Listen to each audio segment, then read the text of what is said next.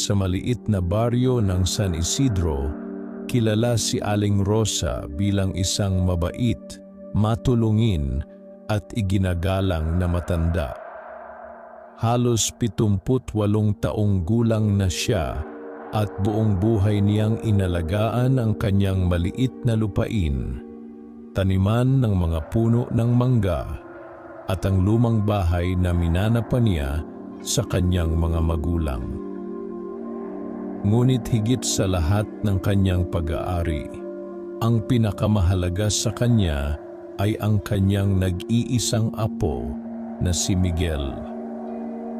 25 taong gulang na si Miguel. Lumaki siyang kasama ang kanyang lola matapos pumanaw ang kanyang mga magulang sa isang aksidente noong bata pa lamang siya. Si Aling Rosa ang nagsumikap upang mapag-aral siya. Nagbanat siya ng buto sa bukid, nagtinda ng mga gulay sa palengke, at gumawa ng iba't ibang paraan upang hindi maranasan ng kanyang apo ang matinding kahirapan. Kahit nakatapos na si Miguel ng kolehiyo, pinili niyang bumalik sa kanilang baryo kaysa magtrabaho sa lungsod. Hindi niya kayang iwan ang matandang babae na itinuring niyang pangalawang ina. Araw-araw silang magkasamang kumakain, nagtatanim, at nagkukwentuhan sa ilalim ng malaking punong mangga sa kanilang bakuran. Isang hapon habang papalubog ang araw, napansin ni Miguel na tila nangihina ang kanyang lola. "Lola, gusto mo bang dalhin kita sa ospital?" tanong niya. Ngumiti lamang si Aling Rosa. "Hindi na, apo. Matanda na ako. Alam kong malapit na ang panahon ko." Napayuko si Miguel. "Huwag po ninyong sabihin yan." Hinawakan ni Aling Rosa ang kamay ng apo. "Makinig kang mabuti. May iiwan akong pamana sa iyo. Ngunit hindi iyon basta kayamanan." Nagtaka si Miguel. "Ano po iyon?" "Huwag ka munang magtanong. Darating ang tamang panahon." Lumipas ang ilang linggo. Patuloy na humina ang kalusugan ni Aling Rosa hanggang sa dumating ang araw na hindi na siya halos makatayo. Nagpasundo si Miguel ng doktor mula sa bayan. Matapos ang pagsusuri ay tahimik lamang ang doktor. "Handa na kayo, wala na tayong magagawa." Parang gumuho ang mundo ni Miguel. 3 araw ang lumipas. Habang nakahiga si Aling Rosa sa kanyang silid, ipinatawag niya ang apo. Lumapit agad si Miguel. "Lola," mabagal na nagsalita ang matanda. Nasa aparador ang isang lumang kahon. Binuksan iyon ni Miguel. Sa loob ay may lumang susi, isang kupas na sobre, at isang maliit na kwintas na yari sa pilak. "Iyan ang tunay kong pamana. Lola, hindi ko po maintindihan. Huwag mong bubuksan ang sobre hanggat hindi natatapos ang aking libing." Napaluha si Miguel. "Pero bakit po?" "Dahil may mga bagay na nauunawaan lamang kapag handa na ang puso." Mahigpit niyang niyakap ang kanyang lola. "Maraming salamat po sa lahat." Ngumiti si Aling Rosa. "Ikaw ang pinakamagandang biyayang ibinigay sa akin ng Diyos." Iyon ang huli niyang sinabi. Makalipas ang ilang sandali ay tuluyan na siyang pumikit. Tahimik na bumagsak ang luha ni Miguel habang hawak ang malamig na kamay ng kanyang lola. Dumalo ang buong baryo sa libing ni Aling Rosa. Marami ang nagkwento kung paano sila tinulungan nito noong sila'y nangangailangan. May mga magsasakang binigyan niya ng binhi. May mga batang pinag-aral niya. May mga pamilyang inabutan niya ng pagkain noong panahon ng tagtuyot. Lalong napagtanto ni Miguel kung gaano kabuti ang kanyang lola. Pagkatapos ng libing ay bumalik siya sa lumang bahay. Tahimik ang paligid. Wala na ang masayang tinig ng matanda. Wala na ang amoy ng nilulutong pagkain tuwing umaga. Wala na ang taong palaging naghihintay sa kanyang pag-uwi. Naalala niya ang bilin ng kanyang lola. Kinuha niya ang lumang sobre. Unti-unti niya itong binuksan. Sa loob ay may sulat na sulat kamay. Nagsimula siyang magbasa. Mahal kong Apo Miguel, kung binabasa mo na ito, nangangahulugang wala na ako sa iyong tabi. Maraming taon kong itinago ang pinakamahalagang lihim ng ating pamilya. Ang susi na nasa kahon ay hindi para sa bahay. May isang lumang kubo sa gitna ng ating lupain. Sa ilalim ng sahig nito ay may isang bakal na pintuan. Doon magsisimula ang tunay mong pamana. Ngunit tandaan mo, hindi lahat ng kayamanan ay ginto. At hindi lahat ng pamana ay dapat ipagmalaki. Kapag nabuksan mo ang pintuang iyon, magbabago ang buhay mo magpakailanman.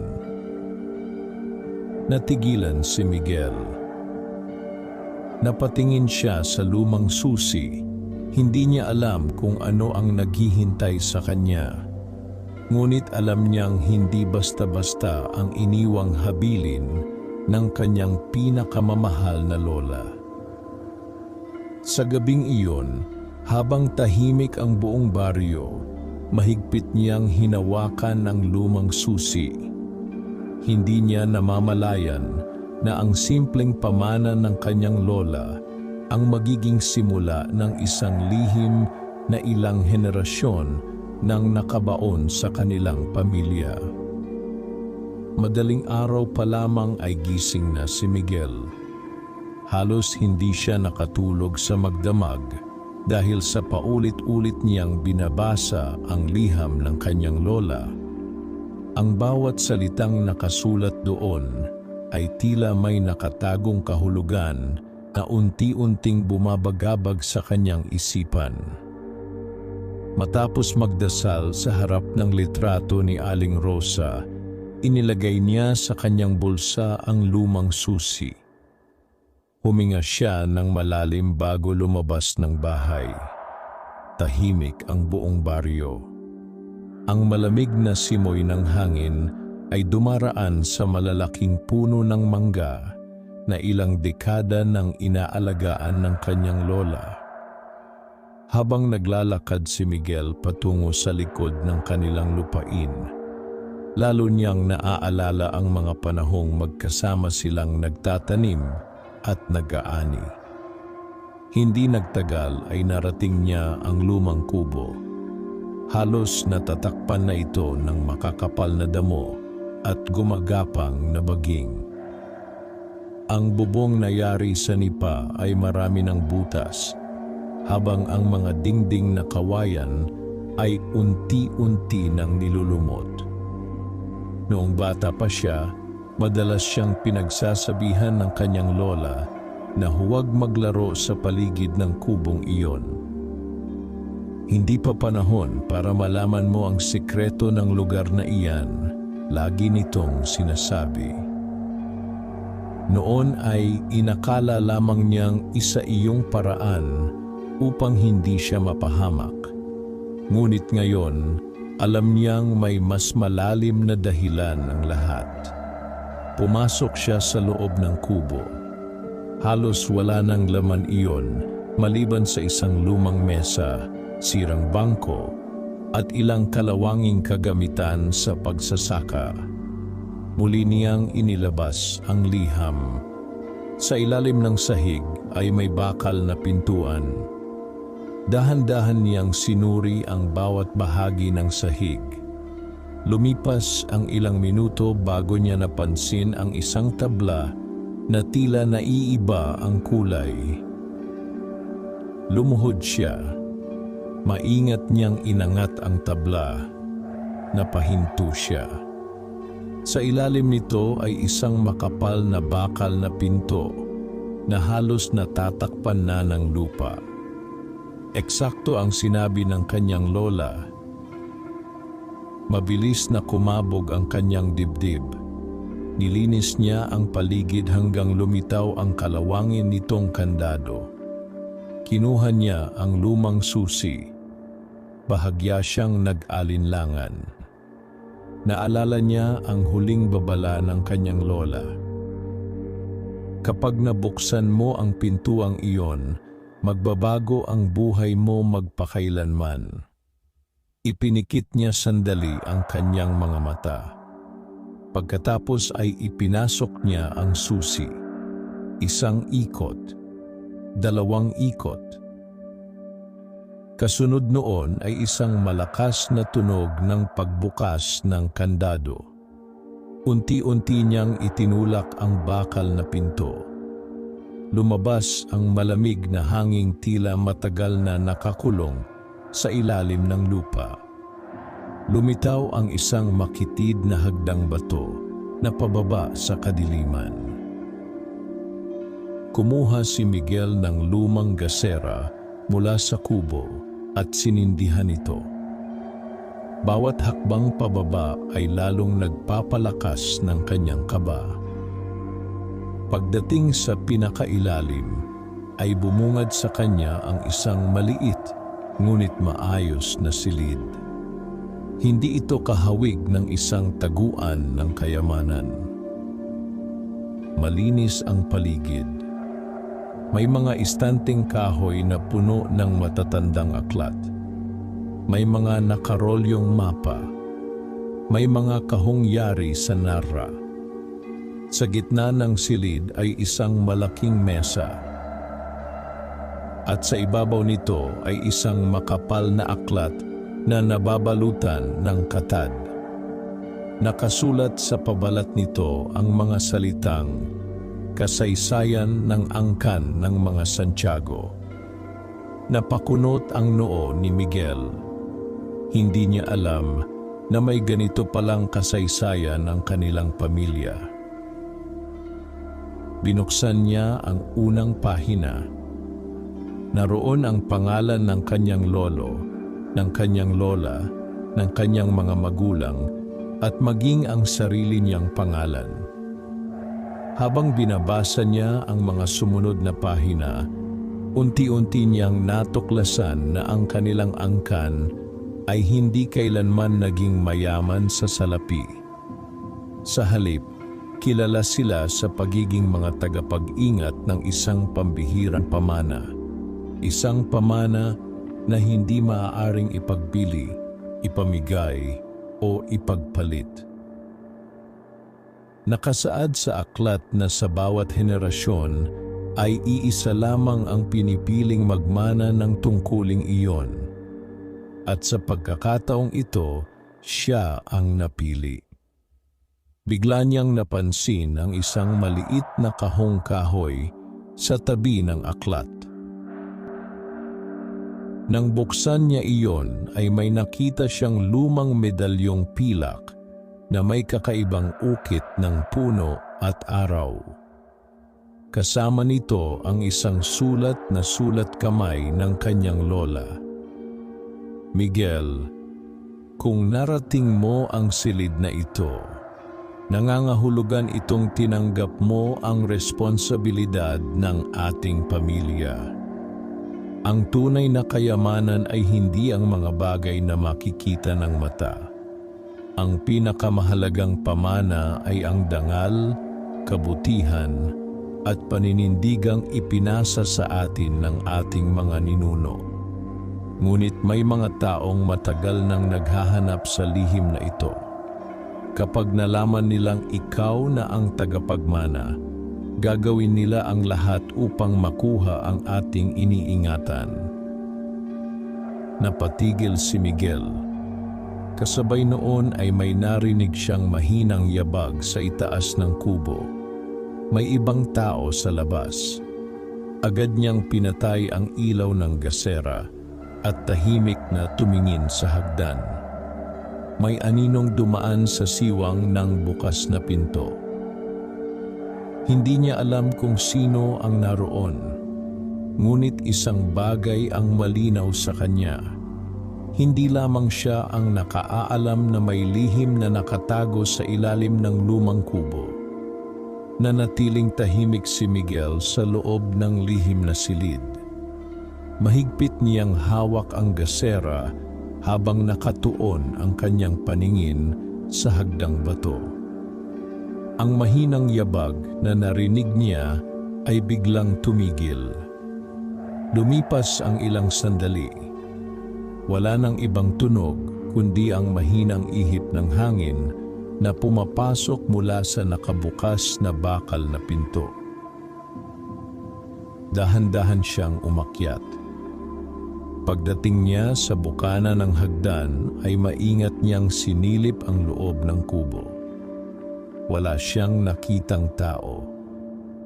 Ngunit napansin niyang nakabukas ang pinto ng kubo, samantalang sigurado siyang isinara niya iyon bago bumaba.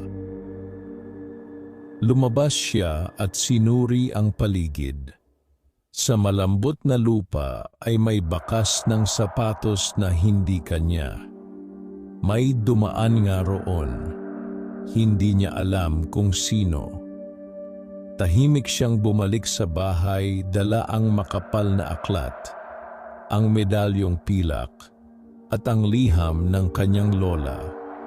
Maingat niyang itinago ang mga ito sa isang lumang aparador sa kanyang silid. Habang nag-iisip, may kumatok sa kanilang pintuan. Pagbukas niya ay bumungad ang kanilang kapitbahay na si Mang Isko. "Magandang umaga, Miguel," bati nito. "Magandang umaga rin po. May naghahanap sa iyo kanina." Napakunot ang noo ni Miguel. "Sino po?" "Hindi ko kilala. Nakaitim ang suot at sakay ng itim na sasakyan. Tinanong kung ikaw raw ba ang apo ni Aling Rosa." "Lalaki po ba?" "Oo. Mga 50 taong gulang siguro. Mukhang mayaman." Biglang bumalik sa isip ni Miguel ang babala ng kanyang lola. May mga taong matagal nang naghahanap sa lihim na ito. Nagpasalamat siya kay Mang Isko bago isinara ang pinto.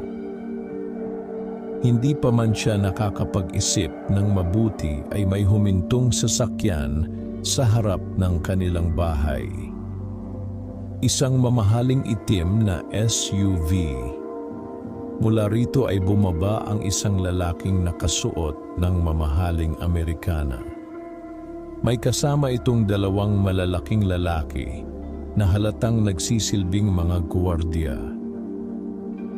Lumapit ang lalaki at ngumiti. "Ikaw ba si Miguel Santiago?" "Opo. Inaasahan na kitang makilala." "Hindi ko po kayo kilala." Inabot ng lalaki ang kanyang kamay. "Ako si Arturo Villanueva." Nagkamayan sila.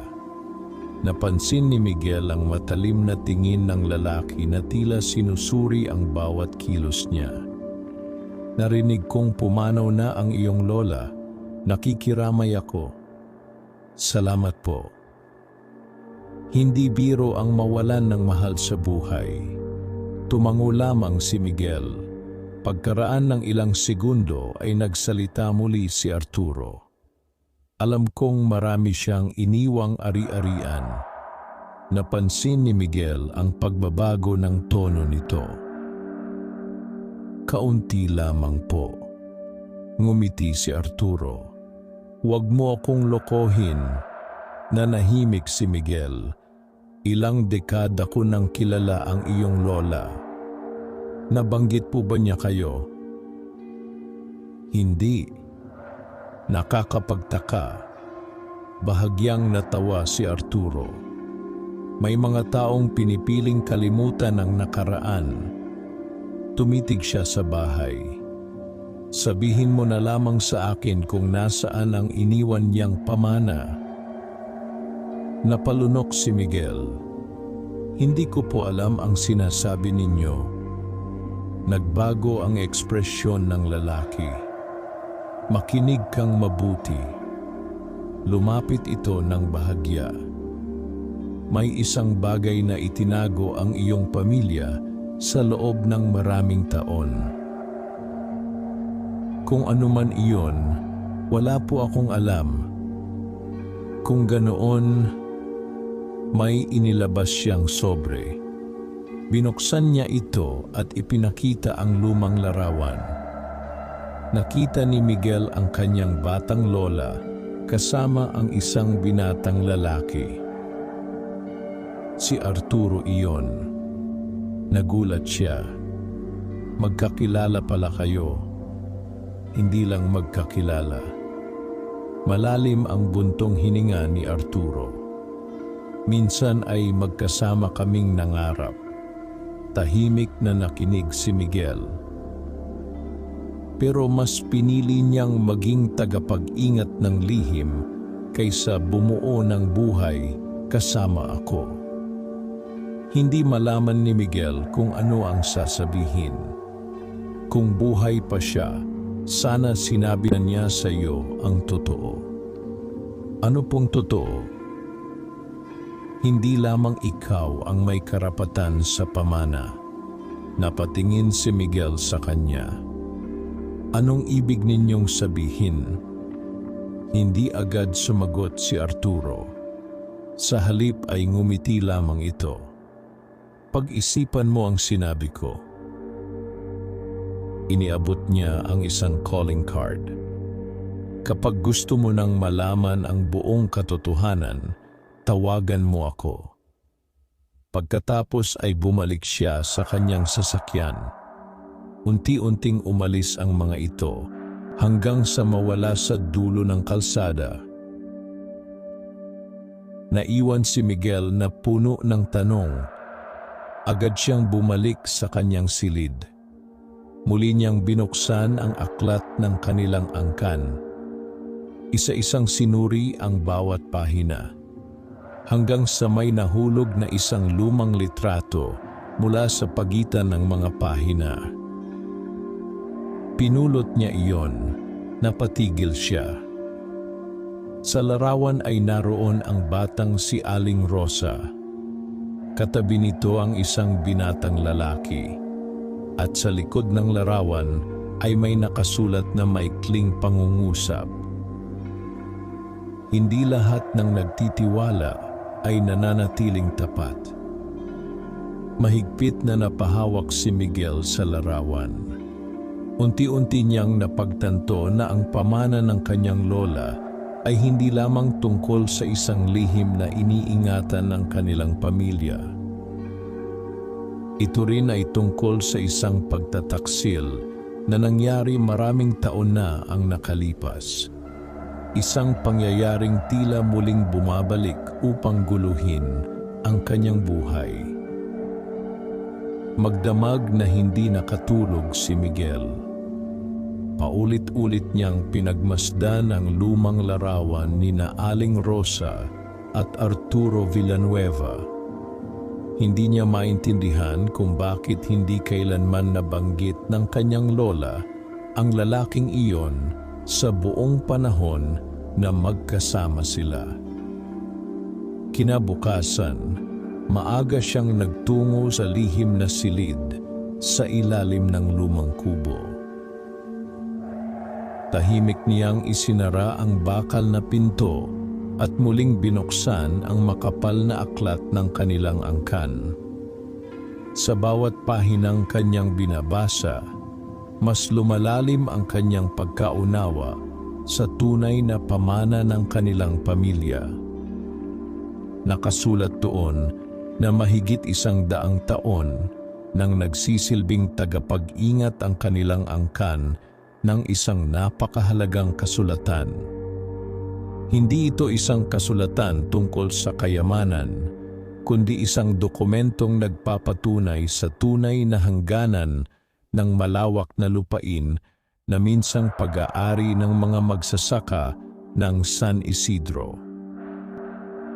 Maraming makapangyarihang tao ang nagtangkang maagaw ang lupaing iyon upang gawin itong minahan at komersyal na lugar. Ngunit dahil sa katatagan ng mga ninuno ni Miguel, nanatili itong pag-aari ng mga mamamayan. Napahinto siya sa pagbabasa nang makita ang isang pahinang may sulat kamay ng kanyang lola. Miguel, kung narating mo ang bahaging ito ng aklat, nangangahulugan itong handa ka ng malaman ang tunay na tungkulin ng ating pamilya. Ang ating pamana ay hindi para sa sariling kapakinabangan. Ito ay para sa buong baryo. Marami ang magnanais na kunin ito dahil sa laki ng kanilang maaaring kitain. Huwag mong hayaang manaig ang kasakiman. Napayuko si Miguel. Unti-unti niyang nauunawaan kung bakit buong buhay na namuhay nang payak ang kanyang lola. Hindi niya kailanman ginamit ang lihim para yumaman. Habang iniisip niya ang lahat ng kanyang nabasa, may narinig siyang ingay mula sa labas ng kubo. Mabilis niyang isinara ang aklat at pinatay ang gasera. Dahan-dahan siyang umakyat. Paglabas niya ay nakita niyang may 3 lalaking naglilibot sa paligid ng kanilang lupain. Isa sa kanila ang yumuko at tila sinusuri ang lupa. Napansin ni Miguel na hindi sila taga roon. Lumapit siya. Magandang umaga. May maitutulong ba ako? Nagkatinginan ang 3. Lumapit ang pinakamatanda. Naghahanap lang kami ng lupang ibinebenta. Wala pong ibinebenta rito. Ngumiti ang lalaki. Sigurado ka ba? Opo. Sayang. Tumalikod ang mga ito at sumakay sa isang puting pickup. Ngunit bago tuluyang umalis, napansin ni Miguel na kinuhanan ng larawan ng isa sa kanila ang lumang kubo. Bigla siyang kinabahan. Pagdating ng hapon, nagtungo siya sa bahay ni Kapitan Ben. Ikinuwento niya ang pagdating ng mga hindi kilalang lalaki. Tahimik na nakinig ang kapitan. Pagkatapos ng ilang sandali ay nagsalita ito. May balitang may isang malaking kumpanya ang gustong bilhin ang karamihan sa mga lupa rito sa San Isidro. Bakit po? May natuklasan daw silang mahalagang mineral sa kabundukan. Nanlamig si Miguel. Naalala niya ang dokumentong binanggit sa aklat. Kung makukuha ng maling tao ang tunay na kasulatan ng lupain, maaaring mawalan ng karapatan ang maraming magsasaka. Habang pauwi siya, nakita niyang may isang matandang lalaki na nakaupo sa ilalim ng punong balete malapit sa kanilang bahay. Hindi niya ito kilala. Paglapit niya ay ngumiti ang matanda. Ikaw si Miguel? Opo. Matagal kitang hinintay. Sino po kayo? Ako si Ernesto. Napakunot ang noo ni Miguel. Hindi ko po kayo kilala. Kaibigan ako ng iyong lolo. Lalong nagtaka si Miguel. Matagal na akong nawala sa baryong ito. Ngunit bago namatay ang iyong lolo, may ipinagbilin siya sa akin. Ano po iyon? Tumayo ang matanda at inabot sa kanya ang isang maliit na supot na yari sa lumang tela. Buksan mo ito kapag dumating ang araw na hindi mo na alam kung sino ang dapat mong pagkatiwalaan. Pagkasabi nito ay tumalikod ang matanda. Sandali lang po, ngunit hindi na siya nilingon nito. Ilang sandali pa ay tuluyan na itong nawala sa daan. Mahigpit na hinawakan ni Miguel ang supot. Habang naglalakad pa uwi, lalo niyang naramdaman ang bigat ng responsibilidad na iniwan ng kanyang lola. Hindi na lamang ito isang simpleng pamana. Isa na itong laban upang maprotektahan ang katotohanan, ang kanilang angkan, at ang kinabukasan ng buong baryo. At sa kabilang dako ng San Isidro, tahimik na nakatanaw si Arturo Villanueva mula sa loob ng kanyang sasakyan. Malapit na, mahina niyang sambit. Malapit ko nang makuha ang matagal ko nang hinahanap. Lumipas ang ilang araw matapos ang sunod-sunod na pangyayaring gumulo sa buhay ni Miguel. Habang dumarami ang mga taong nagtatanong tungkol sa lupain ng kanilang pamilya, lalo niyang pinagtitibay ang kanyang pasya na sundin ang huling habilin ng kanyang lola. Tuwing umaga ay dumadalaw siya sa puntod ni Aling Rosa. Doon niya ibinubuhos ang kanyang mga pangamba at hinihingi ang lakas ng loob na harapin ang mga pagsubok na unti-unting lumalapit sa kanya. Isang umaga, matapos siyang magdasal, naalala niya ang maliit na supot na ibinigay ng matandang si Ernesto. Hindi pa niya iyon binubuksan. Pag-uwi niya sa bahay, inilapag niya ang supot sa ibabaw ng mesa. Maingat niya itong binuksan. Sa loob ay may isang lumang liham at isang maliit na piraso ng tela. Binasa niya ang liham. Miguel, kung binabasa mo ito, nangangahulugang ikaw na ang napiling tagapagman ng ating angkan. Ang medalyong iniwan ni Aling Rosa ay hindi lamang isang alaala. Isa itong susi sa isang lihim na matagal nang itinago ng ating pamilya. Ngunit hindi ito mabubuksan hanggat hindi mo nauunawaan ang tunay na halaga ng pamana. Napatitig si Miguel sa medalyong pilak na nakapatong sa mesa. Napansin niyang may maliliit na ukit sa likuran nito na hindi niya napansin noon. Kinuha niya ang isang maliit na magnifying glass na dating gamit ng kanyang lola. Unti-unti niyang nabasa ang nakaukit na mga salita. Ang liwanag ang magpapakita ng katotohanan. Hindi niya agad naunawaan ang ibig sabihin nito. Habang iniisip niya ang mensahe, tumama ang sinag ng araw sa bintana at direktang tumama sa medalyon. Biglang kumislap ang pilak. Napansin niyang may manipis na guhit ng liwanag na tumama sa dingding ng kanyang silid. Lumapit siya. May isang bahagi ng dingding na tila naiiba ang tunog ng kanyang katukin. Maingat niya itong sinuri. May nakatagong maliit na kompartimento. Nang buksan niya ito, tumambad ang isang lumang tubong yari sa tanso. Sa loob nito ay isang lumang mapa. Hindi ito ordinaryong mapa ng kanilang baryo. May mga palatandaan itong tanging ang may alam sa kasaysayan ng San Isidro lamang ang makauunawa. Sa ibabang bahagi nito ay may nakasulat. Ang kasulatan ng mga ninuno ay nakatago kung saan unang sumibol ang punong itinanim ng tagapag-ingat. Napaisip si Miguel.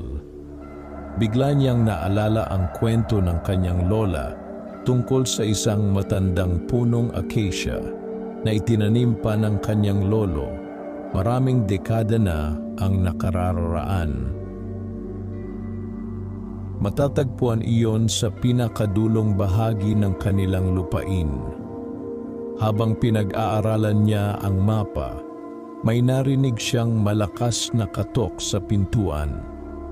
Pagbukas niya ay si Kapitan Ben ang kanyang nadatnan. "Miguel, kailangan kitang makausap."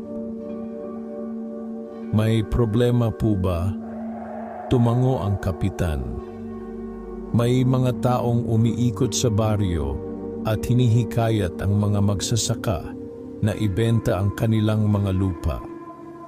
"Sino po sila?" Hindi nila sinasabi kung sino ang nagpapadala sa kanila, pero malaki ang alok nilang pera. Natahimik si Miguel. Marami na ba ang pumayag? Ilan pa lamang, pero kapag nagpatuloy ito, maaaring mabili nila ang halos buong lupain ng San Isidro. Lalong tumibok ang dibdib ni Miguel. Unti-unti nang nagkakatotoo ang babalang iniwan ng kanyang lola.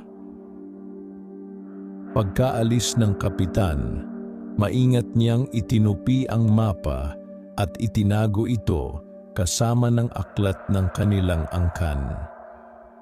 Kinagabihan, nagtungo siya sa lumang kubo upang tiyaking ligtas pa rin ang lihim na silid. Ngunit pagdating niya roon, nanlamig ang kanyang buong katawan. Nakasira ang kandado ng bakal na pinto. May bakas ng puwersahang pagbukas. Mabilis siyang bumaba sa ilalim ng kubo. Nagkalat ang ilang aklat sa sahig. May mga kahong nakabukas. May mga papel na nagkalat sa paligid. Halatang may naghalungkat sa lihim na silid. Agad niyang sinuri ang makapal na aklat ng kanilang angkan. Naroon pa rin ito. Pati ang iba pang mahahalagang dokumento. Ngunit may isang bagay na nawawala. Ang lumang talaan na naglalaman ng pangalan ng mga unang tagapag-ingat ng kanilang pamilya ay wala na. Habang sinusuri niya ang paligid, may napansin siyang isang maliit na piraso ng itim na tela na naiwan sa sahig. Mahigpit niya itong hinawakan. Hindi ito pag-aari ng kanyang pamilya. May ibang taong nakapasok sa lihim na silid, at malinaw na alam ng taong iyon kung ano ang kanyang hinahanap. Habang papalabas si Miguel, hindi niya alam na mula sa kalayuan ay may isang pares ng matang tahimik na nagmamasid sa bawat kilos niya. Ang laban para sa tunay na pamana ng kanyang lola ay nagsisimula pa lamang. Hindi agad nakaalis si Miguel sa lihim na silid. Tahimik niyang pinagmasdan ang mga nagkalat na aklat at dokumento habang sinusubukang unawain ang nangyari. Malinaw na may taong pumasok upang maghanap ng isang tiyak na bagay. Ngunit bakit ang lumang talaan lamang ng mga unang tagapag-ingat ang kinuha? Maingat niyang inayos ang mga papel at muling isinara ang mga kahongyari sa narra. Tiniyak niyang wala nang iba pang nawawala bago siya umakyat sa kubo. Paglabas niya ay sinuri niyang mabuti ang paligid. May mga bakas ng gulong ng sasakyan sa basang lupa. Hindi ito pangkaraniwang motorsiklo o tricycle na ginagamit sa baryo. Malalapad ang marka ng gulong, tanda ng isang malaking sasakyan. Kinuha niya ang kanyang telepono at kinuhanan ng larawan ang mga bakas. Hindi niya alam kung magagamit iyon balang araw, ngunit ayaw niyang may makaligtaan. Pagdating sa bahay ay agad niyang binasa muli ang makapal na aklat ng kanilang angkan. Sa huling bahagi nito ay may isang pahinang tila na punit. Doon marahil dating nakatala ang impormasyong hinahanap ng pumasok sa lihim na silid. Habang iniisip niya ang lahat, may narinig siyang mahinang katok sa bintana. Paglapit niya ay nakita niya si Liza, ang kanyang kababata at guro sa elementarya ng San Isidro. "Pwede ba kitang makausap?" Mahina nitong tanong. Pinatuloy niya ito sa loob. Napansin ni Liza ang pagod sa mukha ni Miguel. "Hindi ka na yata natutulog. Marami lang talagang iniisip." Tahimik na inilapag ni Liza ang isang lumang kwaderno sa mesa. "Nakita ko ito sa silid-aklatan ng lumang paaralan. Nakasulat ang pangalan ng lola mo sa unang pahina." Nagulat si Miguel. Binuksan niya ang kwaderno. Puno iyon ng mga tala tungkol sa kasaysayan ng San Isidro. May mga lumang guhit ng ilog, kabundukan, at mga hangganan ng lupain. Ngunit ang pinakanakakuha ng kanyang pansin ay isang pahinang may nakasulat. Ang tunay na tagapagmana ay makikilala hindi sa dugo lamang, kundi sa kanyang katapatan sa bayan. Napaisip si Miguel. Hindi pala sapat na apo siya ni Aling Rosa. Kailangan niyang patunayan na karapat-dapat siya sa responsibilidad na iniwan sa kanya. Biglang tumunog ang kanyang telepono. Hindi kilalang numero. Ilang sandali siyang nag-alinlangan bago ito sinagot. Miguel. Kilalang kilala niya ang boses. Si Arturo Villanueva. "Nalaman kong may pumasok sa lumang kubo." Hindi sumagot si Miguel. "Kung gusto mong malaman kung sino ang kumuha ng talaan, magkita tayo." "Saan?" "Sa lumang tulay sa silangang bahagi ng baryo, 6:00 ng gabi." "At bakit ako magtitiwala sa inyo?" "Dahil pareho nating ayaw mapunta sa maling kamay ang pamana ng iyong pamilya." Naputol ang tawag. Tahimik na napaupo si Miguel. Napansin ni Liza ang kanyang pag-aalala. "May problema ba?" Hindi niya ikinuwento ang lahat, ngunit sinabi niyang may taong pilit na naghahanap ng isang mahalagang dokumento. Tumingin si Liza sa kanya at seryosong nagsalita. "Mag-ingat ka, Miguel. Hindi lahat ng lumalapit para tumulong ay tunay na kakampi." Pagsapit ng hapon ay nagtungo si Miguel sa puntod ng kanyang lola. Lumuhod siya at marahang nagsalita. "Lola, hindi ko alam kung tama ba ang mga desisyong ginagawa ko. Pero ipinapangako kong iingatan ko ang pamana ninyo." Tahimik ang paligid. Humangin ng marahan at ang mga dahon ng malaking mangga sa tabi ng sementeryo ay tila sumasabay sa kanyang panalangin. Pagsapit ng 6:00 ng gabi, nagtungo siya sa lumang tulay. Naroon na si Arturo Villanueva. Mag-isa. Nang makita si Miguel ay dahan-dahan siyang lumapit. "Hindi ko ipinakuha ang talaan," mahinahon niyang sabi. "Kayo lang ang nakaaalam ng lihim na ito." "Hindi," Tumingin si Arturo sa madilim na kabundukan. May isa pang taong mas matagal nang naghahanap sa pamana ng inyong pamilya. Sino? Hindi agad sumagot si Arturo. Maya-maya ay sinabi niya ang pangalang matagal nang nakalimutan ng buong baryo. Si Ricardo Salazar. Napakunot ang noo ni Miguel. Hindi ko siya kilala. Kilalanin mo siya. Huminga ng malalim si Arturo.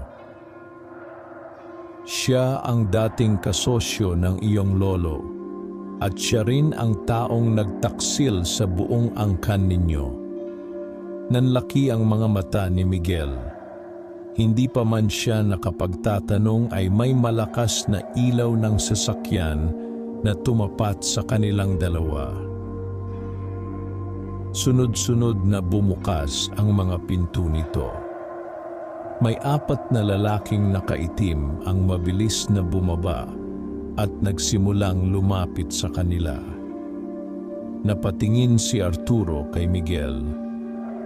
Mukhang nahanap na nila tayo.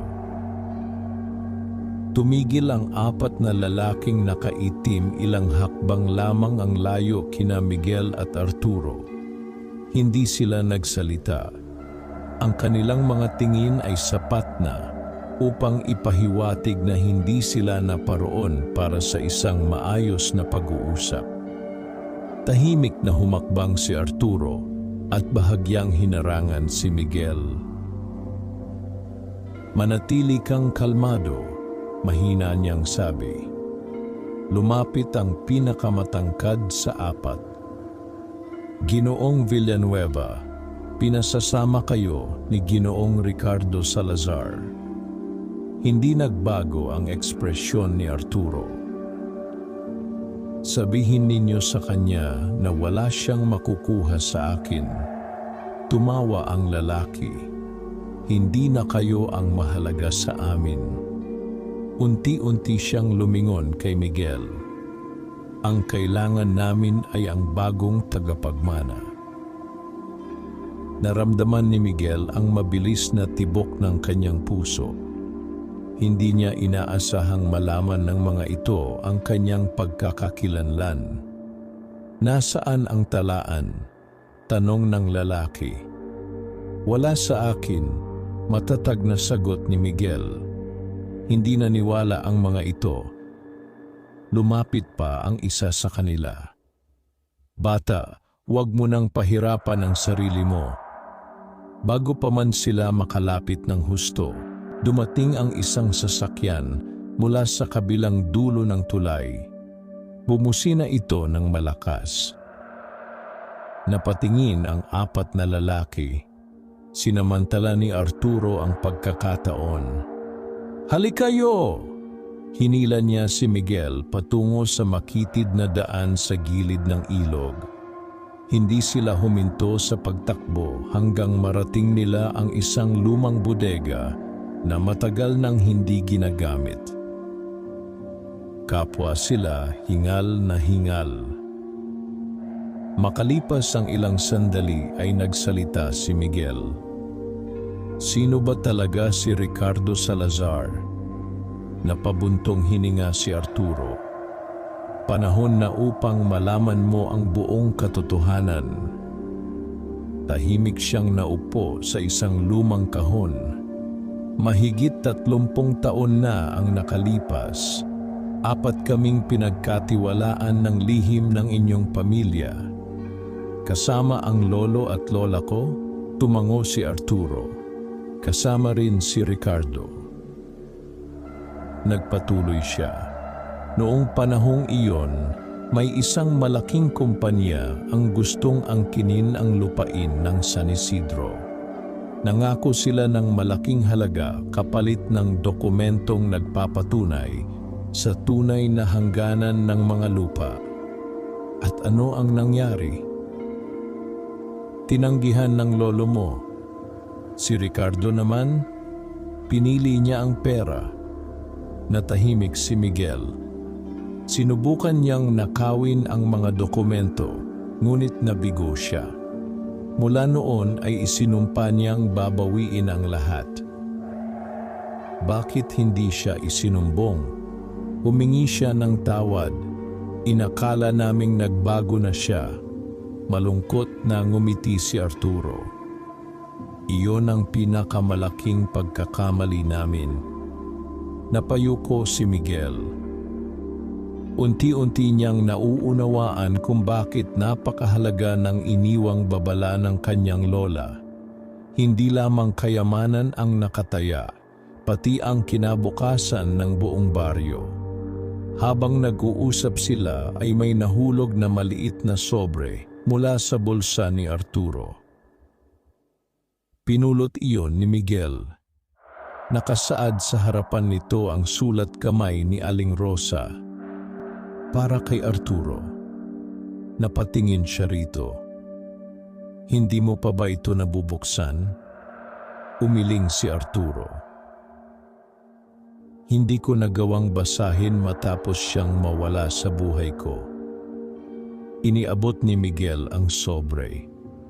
Unti-unting binuksan iyon ni Arturo. Habang binabasa niya ang liham, ay unti-unting namuo ang luha sa kanyang mga mata. Ano po ang nakasulat?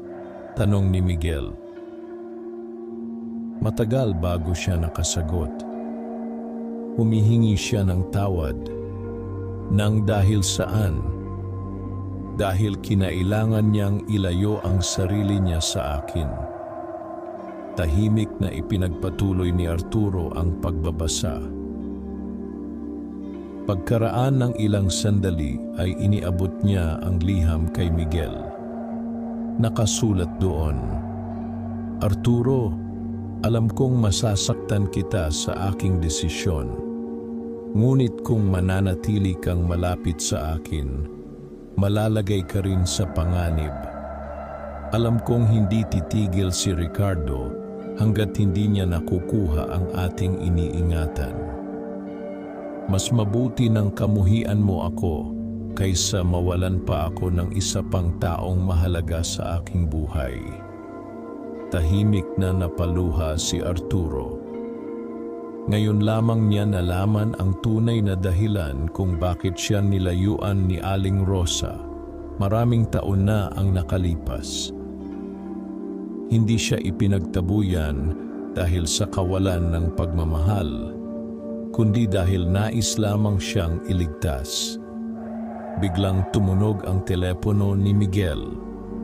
Isang mensahe mula sa hindi kilalang numero.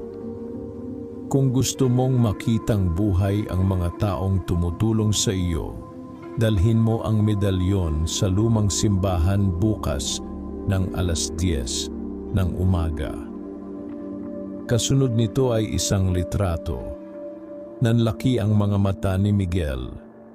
Si Kapitan Ben at si Liza ay nakagapos sa loob ng isang lumang gusali. Mahigpit na napahawak si Miguel sa telepono. Alam niyang nagsimula na ang tunay na laban. At sa pagkakataong ito, hindi na lamang ang pamana ng kanyang lola ang kailangan niyang iligtas. Pati ang buhay ng mga taong nagtiwala sa kanya. Magdamag na hindi nakatulog si Miguel. Paulit-ulit niyang tinitingnan ang larawang ipinadala sa kanyang telepono. Nakagapos sina Kapitan Ben at Liza sa loob ng isang lumang gusali, kapwa halatang pagod ngunit buhay pa. Hindi niya alam kung tunay ang larawan o isa lamang pananakot, ngunit ayaw niyang isugal ang kanilang kaligtasan. Sa kabilang dako ng silid, tahimik na nakaupo si Arturo Villanueva. Alam kong pupunta ka, sabi nito. Opo. Ngunit huwag kang mag-isang haharap kay Ricardo. Tumango si Miguel. Mahigpit niyang hinawakan ang medalyong pilak na iniwan ng kanyang lola. Hindi lamang ito alaala ng kanyang pamilya. Ito na ngayon ang susi sa lahat ng lihim na matagal nang ipinaglalaban ng kanilang angkan. Pagsapit ng 9:00 ng umaga, nagtungo sina Miguel at Arturo sa lumang simbahan na matatagpuan sa gilid ng kabundukan. Mahigit 1 siglo na itong nakatayo at matagal nang hindi ginagamit matapos maitayo ang bagong simbahan sa sentro ng baryo. Tahimik ang paligid. Tanging huni ng mga ibon at pagaspas ng mga dahon ang maririnig. Nang makarating sila sa harap ng lumang gusali, nakita nilang bahagyang nakabukas ang malaking pintuang kahoy. Nagkatinginan sila. "Sundin mo ang plano," mahinang sabi ni Arturo. Tumango si Miguel. Dahan-dahan siyang pumasok. Madilim ang loob ng simbahan. May mga lumang bangko na natatakpan ng alikabok at mga bintanang basag na pinapasok ng manipis na sinag ng araw. Sa pinakadulo ng simbahan ay may isang lalaking nakatalikod. Unti-unti itong humarap. Si Ricardo Salazar. Mahigit 70 taong gulang na ito, ngunit matalim pa rin ang kanyang mga mata. Ngumiti siya nang makita si Miguel. Sa wakas, nasaan sina Kapitan Ben at Liza? Huwag kang mag-alala. Buhay pa sila. Pakawalan ninyo sila. Kapag ibinigay mo ang medalyon, tahimik na tumitig si Miguel. Ito ba talaga ang gusto ninyo? Isang bagay na hindi naman ninyo pag-aari? Tumawa si Ricardo. Hindi mo pa rin alam ang buong katotohanan. Ano pa ang dapat kong malaman? Lumapit si Ricardo. Ang medalyon ay hindi lamang susi. Kung ganoon, ano ito? Ito ang huling bahagi ng katibayan. Napakunot ang noo ni Miguel. Nagpatuloy si Ricardo. Ang dokumentong iniingatan ng inyong pamilya ay hindi sapat upang patunayan ang pagmamay-ari ng lupain. Anong ibig ninyong sabihin? May isa pang bahagi. Tumuro siya sa medalyon. Nakatago roon ang selyo ng mga unang may-ari ng San Isidro. Nagulat si Miguel. Bigla niyang naalala ang kakaibang ukit sa likod ng medalyon. Hindi pa niya lubusang nasusuri iyon. Habang nag-uusap sila ay lumabas mula sa likuran ng mga haligi ang ilang lalaking nakaitim. Napansin ni Miguel na napapalibutan na siya, ngunit nanatili siyang kalmado. Kung alam na ninyo ang lahat, sabi niya, bakit hindi pa rin ninyo makuha ang gusto ninyo? Napangiti si Ricardo. Dahil hindi ko pa nabubuksan ang lihim ng medalyon. Tahimik na inilabas ni Miguel ang medalyon. Lahat ng naroon ay nakatingin dito. Ngunit sa halip na ibigay ito kay Ricardo, mahigpit niya itong hinawakan. May itinuro sa akin ang lola ko. Nagtaka si Ricardo. Ang tunay na tagapagmana ay hindi sumusuko sa takot. Biglang bumukas ang pangunahing pinto ng simbahan. Pumasok si Arturo kasama ang ilang tanod ng baryo na pinamumunuan ni Kapitan Ben. Napatigil si Ricardo. Imposible! Ngumiti si Kapitan Ben. Ang litrato na ipinadala mo ay kuha pa noong nakaraang gabi. Lumabas din si Liza mula sa likuran ng mga tanod. Hindi pala siya bihag. Nagkunwari lamang siya upang mailabas si Ricardo sa kanyang pinagtataguan. Napagtanto ni Miguel na matagal na palang nakipag-ugnayan sina Arturo, Liza at Kapitan Ben upang ihanda ang bitag. Nang makitang napapalibutan na sila, mabilis na tumakbo ang mga tauhan ni Ricardo patungo sa likurang pintuan.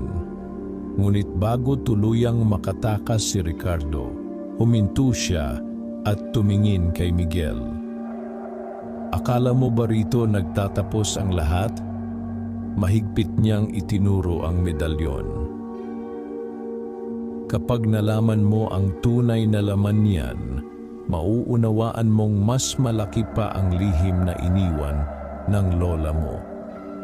Pagkasabi niya nito ay mabilis siyang nakatakas sa likod ng simbahan kasama ang dalawa niyang tauhan. Hindi na sila naabutan ng mga tanod. Tahimik na napabuntong hininga si Miguel. Bagaman ligtas na sina Kapitan Ben at Liza, alam niyang hindi pa tapos ang kanilang laban. Sa kanyang palad ay naroon pa rin ang medalyong pilak. At sa unang pagkakataon, napansin niyang may isang napakaliit na bahagi nito na maaaring buksan.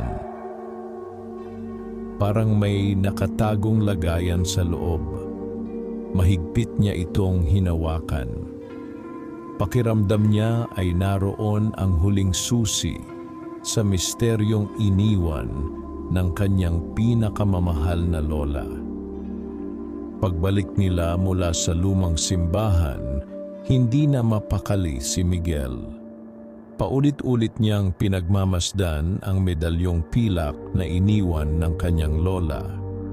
Ngayon lamang niya napansin ang manipis na guhit sa gilid nito na tila isang nakatagong takip.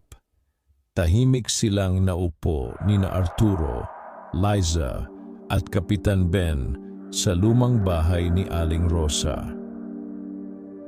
Ipinatong ni Miguel ang medalyon sa mesa. Kung tama si Ricardo, sabi ni Liza, may nakatago talaga rito. Kinuha ni Arturo ang maliit na magnifying glass na dating gamit ni Aling Rosa. Matagal niyang sinuri ang medalyon. Pagkaraan ng ilang minuto ay napansin niya ang isang napakaliit na butas sa gilid nito. Subukan mo ang lumang susi, sabi niya. Nagulat si Miguel. Ang susi sa lihim na silid? Tumango si Arturo. Maingat na ipinasok ni Miguel ang dulo ng susi sa maliit na butas. Marahang umikot ito. Kasunod noon ay isang mahinang tunog. Unti-unting bumukas ang medalyon. Sa loob nito ay may nakarolyong manipis na pergamino at isang maliit na selyong yari sa pilak. Maingat niyang inilabas ang pergamino. Halos manginig ang kanyang mga kamay. Binuksan niya ito. Lumitaw ang sulat kamay ni Aling Rosa. Mahal kong Miguel, kung nabuksan mo ang medalyong ito, nangangahulugan itong nalampasan mo ang mga pagsubok na humubog sa iyong pagkatao. Ang tunay na pamana ng ating pamilya ay hindi ang lupa, ang mga dokumento, o ang lihim na ating iningatan. Ang pinakamahalagang pamana ay ang paninindigang ipaglaban ang tama kahit mas madali ang sumuko. Maraming nagtangkang bilhin ang ating katahimikan, ngunit pinili ng ating mga ninuno ang dangal kaysa kayamanan. Huwag mong hahayaang mawala ang kanilang sakripisyo. Tahimik na napaluha si Miguel habang binabasa ang bawat salita. Nagpatuloy ang liham. Ang selyong kasama ng liham na ito ang huling katibayan ng tunay na pagmamay-ari ng lupain ng San Isidro. Kapag pinagsama ito sa mga dokumentong nasa lihim na silid, walang sino man ang makapag-aangkin sa lupang ipinaglaban ng ating mga ninuno. Nagkatinginan sina Arturo at Kapitan Ben.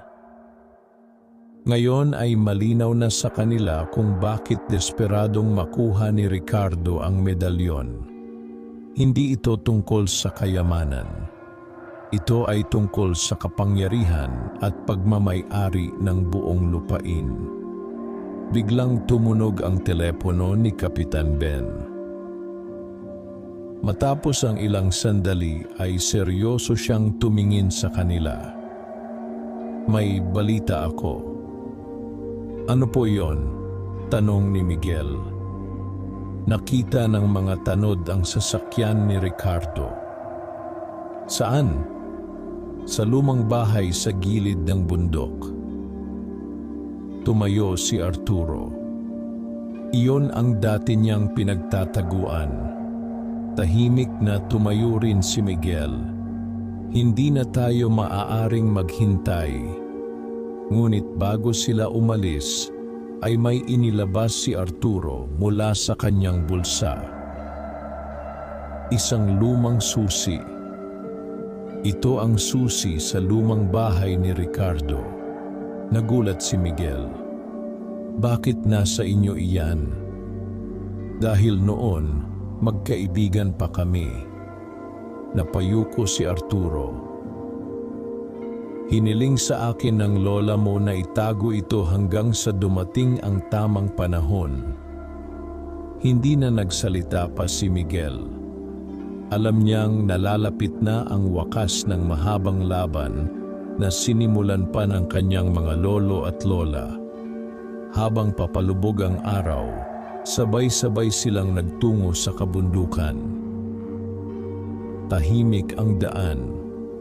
Ngunit ramdam nilang may malaking paghaharap na magaganap. Pagdating nila sa lumang bahay, bahagyang nakabukas ang pinto. Walang ilaw sa loob. Dahan-dahan silang pumasok.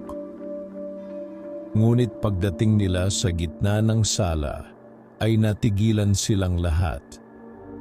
Wala roon si Ricardo. Sa halip, may nakapatong na isang liham sa lumang mesa. Kinuha iyon ni Miguel. Nakasulat sa harap ang kanyang pangalan. Nang buksan niya ito ay nabasa niya ang maikling mensahe. Huli na kayo. Ang tunay na sikreto ay wala sa San Isidro. Kung gusto mong malaman ang buong katotohanan tungkol sa pamana ng iyong pamilya, hanapin mo ako sa lugar kung saan nagsimula ang lahat. Sa ibaba ng liham ay may nakaguhit na lumang simbolo. Parehong simbolo na nakaukit sa medalyong pilak.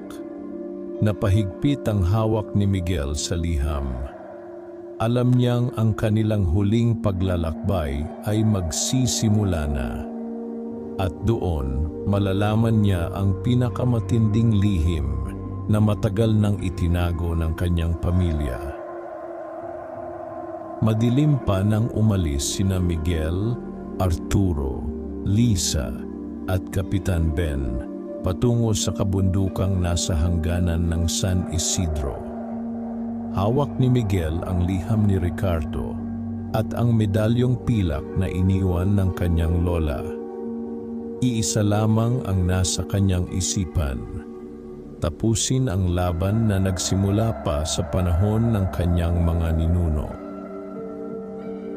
Batay sa simbolong nakaguhit sa liham, natunto nila ang isang lumang kapilyang bato na halos nilamon na ng kagubatan.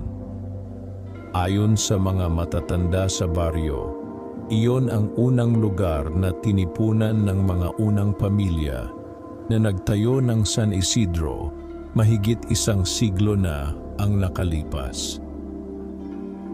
Pagdating nila, napansin nilang bukas ang pintuang kahoy ng kapilya. Sa loob ay naghihintay si Ricardo Salazar. Mag-isa, Tahimik itong nakatayo sa harap ng isang lumang altar na yari sa bato. "Nakakarating din pala kayo," malamig nitong wika. Lumapit si Miguel. "Tapos na ang lahat, Ricardo," umiling ang matanda. "Hindi pa."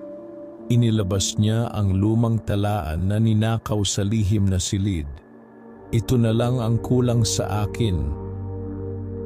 Mahigpit na hawak ni Miguel ang medalyon. "Nasa akin ang selyo," tumango si Ricardo. "At kapag pinagsama natin ang dalawang iyan, magiging akin ang buong lupain."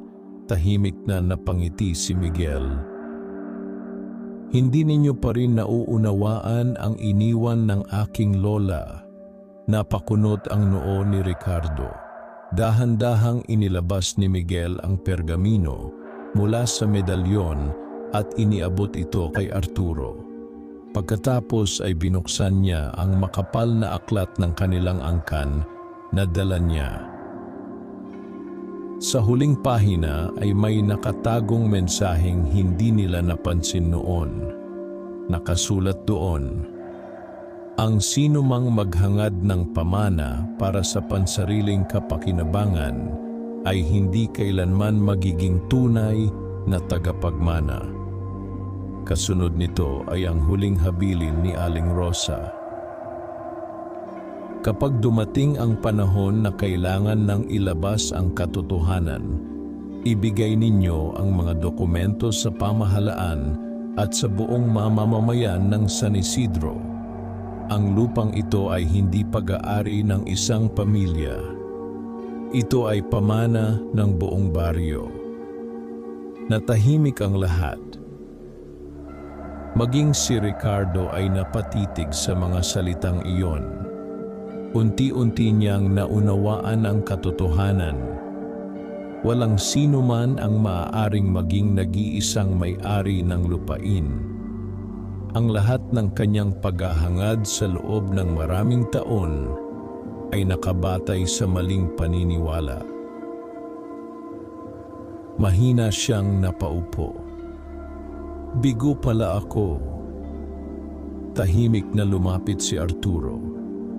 "Marami ka pang panahon upang itama ang mga pagkakamali mo."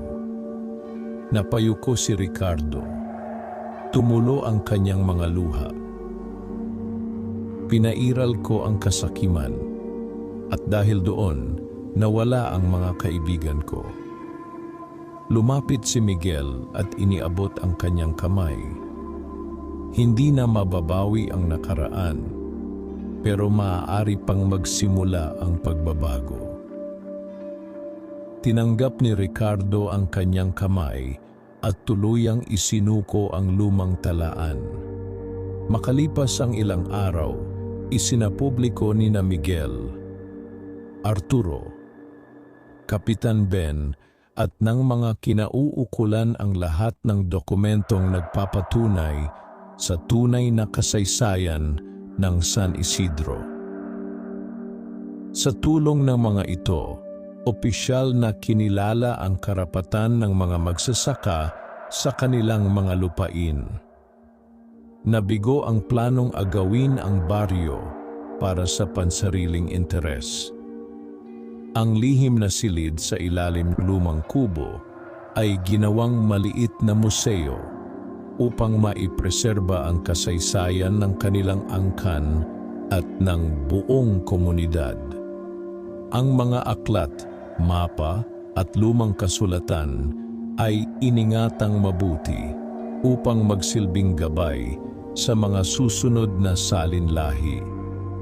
Muling naging tahimik ang San Isidro. Nagpatuloy ang mga magsasaka sa kanilang pamumuhay ng may kapanatagan. Isang hapon, tulad ng nakagawian nila noon, naupo si Miguel sa ilalim ng malaking punong mangga sa kanilang bakuran.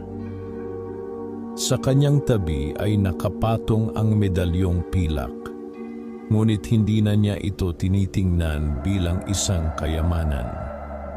Isa na lamang itong paalala ng pagmamahal, katapatan, at sakripisyong iniwan ng kanyang lola. Napangiti siya habang nakatanaw sa papalubog na araw. Mahina niyang sinabi, "Maraming salamat, Lola. Ang pinakamahalagang pamana na iniwan ninyo ay hindi kayamanan, kundi ang aral na ang dangal, katapatan, at pagmamahal sa kapwa ang yaman na hindi kailanman mananakaw." At sa katahimikan ng dapit hapon, tila sumabay ang banayad na ihip ng hangin, nawari hatid ang isang huling yakap ng kanyang pinakamamahal na lola. Wakas.